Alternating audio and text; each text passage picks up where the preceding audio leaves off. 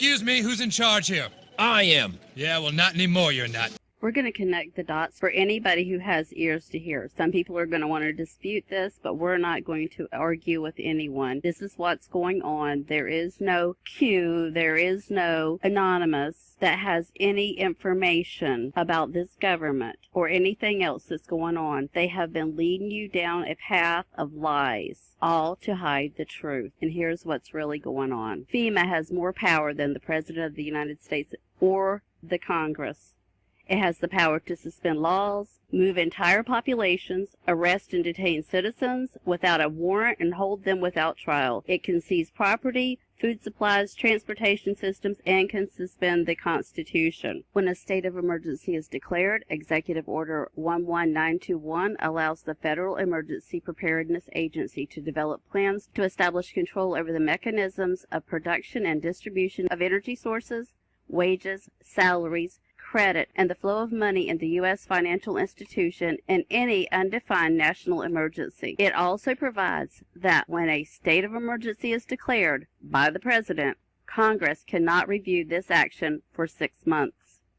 Now, with the understanding that after Trump signed the National Emergency Declaration, FEMA took over. Now, this is March 13th, 2020. Listen to what he's going to say now. This is right after he signed the National Emergency into effect. It is only the beginning of what we're really doing, and now we're in a different phase. This is only the beginning of what we're really doing, because what they're really doing is putting everything in place to start the New World Order. Now we're in a different phase. The different phase that he's speaking of is that he is no longer president, and he has given full power over to FEMA when he signed the National Emergency Declaration.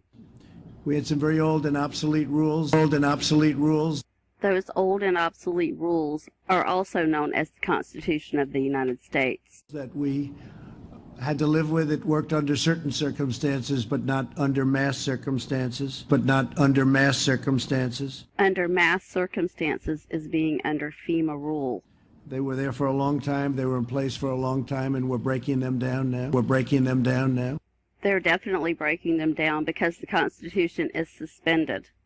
And they're very usable for certain instances, but not for this. Because they can't go forward with their plan with the Constitution, our constitutional rights, still intact. To unleash the full power of the federal government. In this effort today, I am officially declaring a national emergency. So he is officially telling us in a coded message that we are now under the rule of FEMA, no longer having a president. Fast forward to March 19th, 2020, in the FEMA National Response Coordination Center. Well, Mr. President, Vice President, thank you for being here. Really appreciate your visit to FEMA. I think your visit really, as you indicated last week, by signing the national emergency, has really empowered FEMA. And he just made the declaration that FEMA is empowered, has really empowered FEMA. Fast forward to April 10th, 2020, in plain words, it's been my great honor to have been their president. Past tense. The American people have been so disciplined. It's been my honor to be their president. I've said it before. I'll say it again. I'll say it always. It's been my great honor to have been their president, and it's been my great honor to have been their president. I have a big decision coming up, and I only hope to God that it's the right decision. But it'll be based on the input from a lot of very talented people, very smart people, and people that love our country. Thank you all very much. Thank you.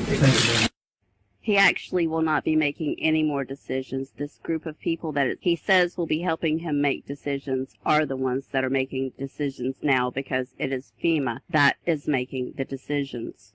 And as you can hear in this live briefing, Trump obviously does not know what's going on, because he said, you should have let us know, when Mike Pompeo said, we're in a live exercise. Pompeo says this is a live exercise. And what you'll hear in the background is Donald Trump say, you should have let us know. This is not about retribution. This matters going forward. We're in a live exercise here to get this right. We need to make sure that even we're in a live exercise here to get this right. We're in a live exercise here to get this right. We're in a live exercise here to get this right. Does he sound like a man that's in control of anything anymore? He just looks like he has just lost his best friend in all of these videos that we're seeing now ever since he signed the National Emergency Declaration. I'm sure most of us thought that FEMA was created to help people in disasters. But here's the truth about FEMA.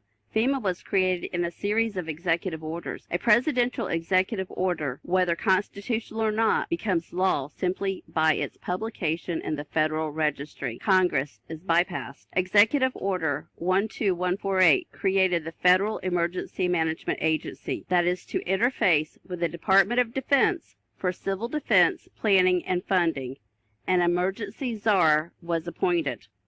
Executive Order 12656 appointed the National Security Council as the principal body that should consider emergency powers. This allows the government to increase domestic intelligence and surveillance of U.S. citizens and would restrict the freedom of movement within the United States and grant the government the right to isolate large groups of civilians. That's where we're at right now, people. We are all being told what to do, where we can and can't go. The National Guard could be federalized to seal all borders and take control of U.S. airspace and all ports of entry.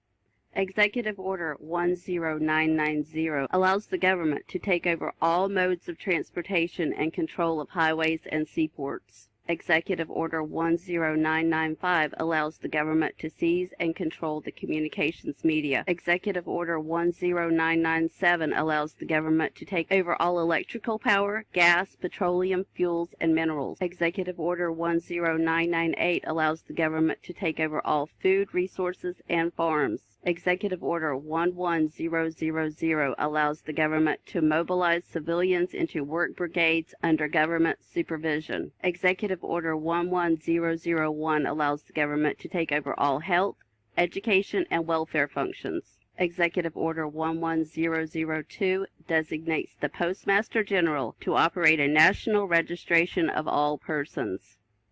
That's where your census comes in.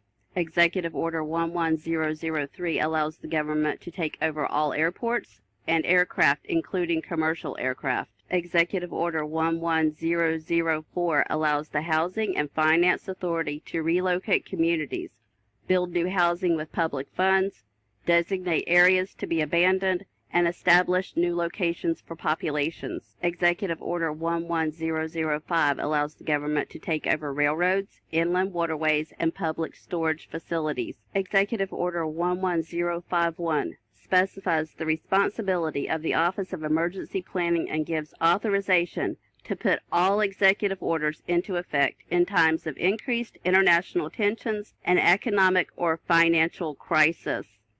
Executive Order 11310 grants authority to the Department of Justice to enforce the plans set out in executive orders, to institute industrial support, to establish judicial and legislative liaison, to control all aliens, to operate penal and correctional institutions. And Executive Order 11049 assigns emergency preparedness function to federal departments and agencies, consolidating 21 operative executive orders issued over a 15-year period. FEMA Administrator, that's Peter Gaynor, joins us to discuss. Good morning to you, Mr. Gaynor.